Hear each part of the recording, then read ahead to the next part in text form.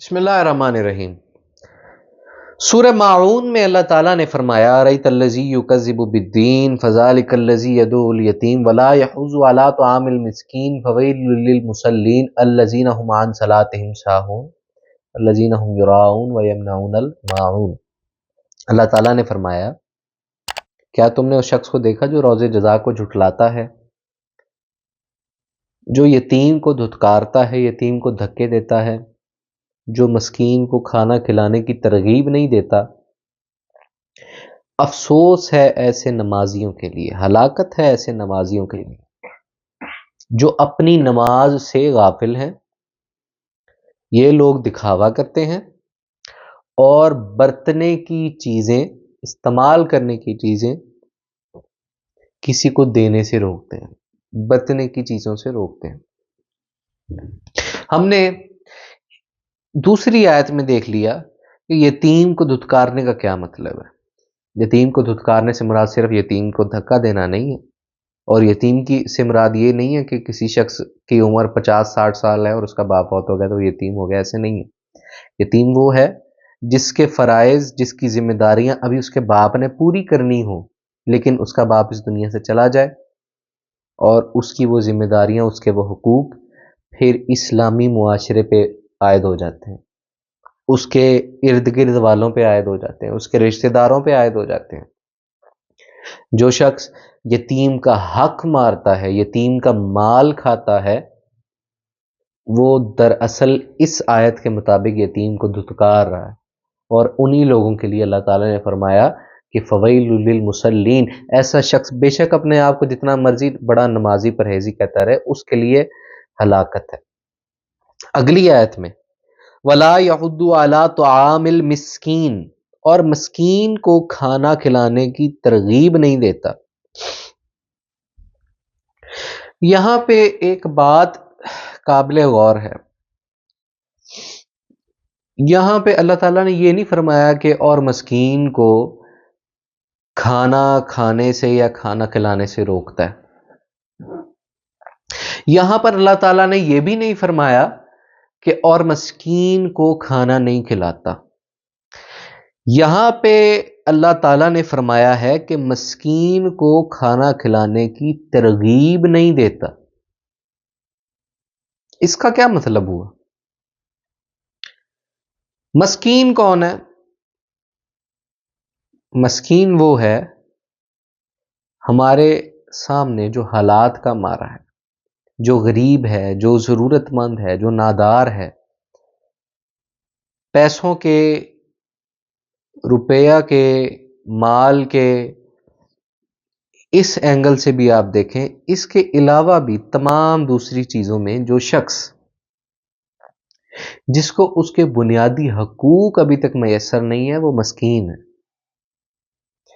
جس شخص کے پاس علم کی کمی ہے، اس لحاظ سے کہ اسے وہ علم اس تک پہنچایا نہیں گیا جس کا وہ حقدار تھا، تو وہ بھی مسکین ہے۔ کسی شخص کے پاس کسی اور چیز، ایسی چیز کی کمی ہے، ایسی چیز کی اس کے پاس فقدان ہے، اس کے پاس کہ جو اس کا حق تھا لیکن اس تک پہنچا نہیں، تو وہ شخص مسکین ہے۔ اللہ تعالیٰ نے فرمایا وَلَا يَحُضُّ عَلَىٰ طَعَامِ الْمِسْكِينِ، اور مسکین کو کھلانے کی ترغیب نہیں دیتا۔ ترغیب دینا کیا ہے؟ اس کا مطلب یہ ہے کہ میں امر بالمعروف اور نہی عن المنکر کا سہارا لوں، اور مسکین کے لیے اپنے تمام ارد گرد کے لوگوں کو یہ بات بتانا، باور کروانا شروع کروں کہ یہ شخص حقدار ہے، ہمیں مل کر اس کا حق ادا کرنا چاہیے۔ اب اس سے ایک پہلو نکلتا ہے، کوئی بھی شخص یہاں پر اتنی سی بات سے بری و ذمہ نہیں ہو سکتا کہ یا اللہ وہ مسکین ہے تو میں اسے پیسے دے رہا ہوں، باقی جو مرضی کرتے ہیں کرتے رہیں، مجھے کوئی فرق نہیں پڑتا۔ اس چیز سے یہ بری و ذمہ نہیں ہوتا۔ اللہ تعالیٰ نے فرما دیا کہ اس کے لیے ضروری ہے کہ وہ دوسروں کو ترغیب دے کے مسکین کو کھلاؤ. کیوں؟ تمہارا فرض بنتا ہے، اس کا حق تم نے ادا کرنا. صرف پیسوں کے لحاظ سے یا کھانا کھلانے کے لحاظ سے یہ بات نہیں ہے. ہر چیز کے بارے میں یہی حکم عائد ہوگا کہ جو اس کا حق ہے اسے ادا کرنا ہے. جو چیز اس کے پاس نہیں ہے، جو اس کا فرض حق بنتا تھا، وہ ہمارا فرض ہے، اسلامی معاشرے کا فرض ہے، مسلمانوں کا فرض ہے کہ اس کا وہ حق ادا کیا جائے.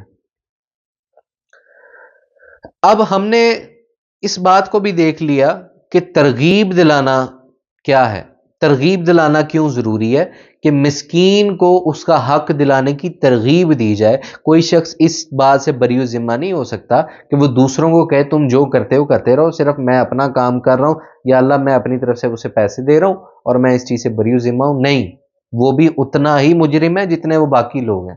کیوں؟ وہ ان لوگوں کو بتا نہیں رہا، ان لوگوں کو ترغیب نہیں دلا رہا، ان لوگوں کو کہہ نہیں رہا کہ یہ مسکین ہے، ہمیں اس کا حق ادا کرنا ہے. اس کے الٹ دیکھ لیں، اگر کوئی اس کا حق مار رہا ہے تو وہ اس کو روک نہیں رہا، تو پھر یہ بھی اتنا ہی گنہگار ہے جتنا حق مارنے والا گنہگار ہے. امر بالمعروف و نہی عن المنکر کا حکم ہے کہ اچھائی کا حکم دینا اور برائی کو روکنا. اس میں ایمان کے 3 درجے بیان کیے گئے.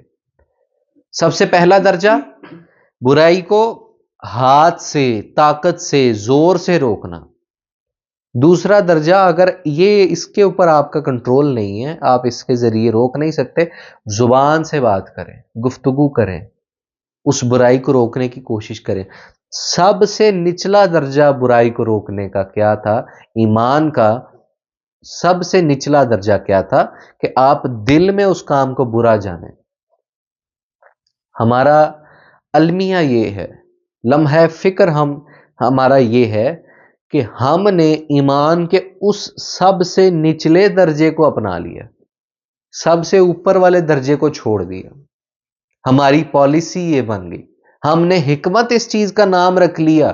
ہمارے بڑے، ہمارے بزرگ، ہمارے جنہیں ہم سیانے کہتے ہیں، وہ اس بات کی چیز آگے بچوں کو اپنے سکھا رہے ہیں کہ اگر کوئی بندہ غلط کر رہا ہے تو تم اپنا کام کرو، جو اسے کرتا ہے کرتے رہنے دو، جو غلط کر رہا ہے کرتا رہنے دو، اپنے دل میں برا جانو. کیوں بھائی؟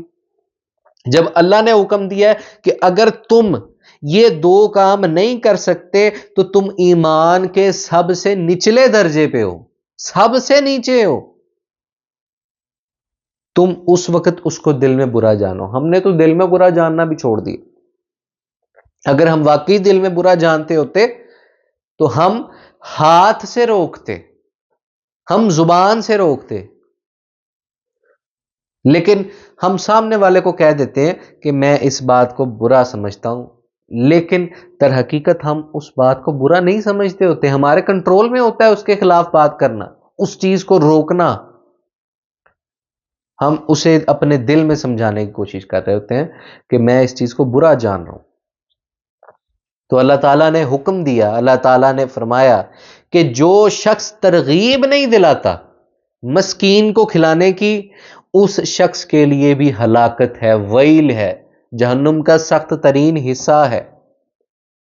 ترغیب دلاتا نہیں ہے مسکین کو کھلانے کی، مسکین کا حق ادا کرنے کی.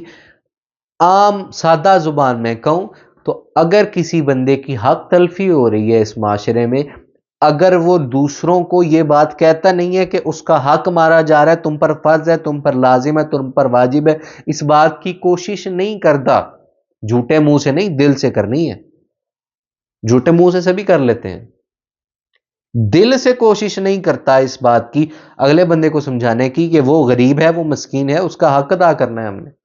تو اس شخص کے لیے بھی یہی حکم آیا کہ وہ اپنے آپ کو جتنا مرضی زاہد و عابد سمجھے، لوگوں کو دکھائے، جتنا مرضی نمازیں پڑھے، جتنا مرضی پرہیزگار ہو جائے، جب تک وہ اس کرائیٹیریا پہ پورا نہیں اترتا، یہ ساری چیزیں اس کے لیے الٹ کام کرتی ہیں. یہ اس کو جہنم کے سخت ترین حصے میں لے جائیں گے. سورہ ماعون کی 3 آیت ہم نے دیکھی انشاءاللہ اگلی نشست میں ہم فوائد للمصلین کی آیت پر جائیں گے کہ جہاں اللہ تعالیٰ نے فرمایا کہ ویل ہے، ہلاکت ہے ایسے نمازیوں کے لیے۔ آپ سے ملاقات ہوگی اگلی نشست میں، تب تک کے لیے السلام علیکم ورحمۃ اللہ وبرکاتہ۔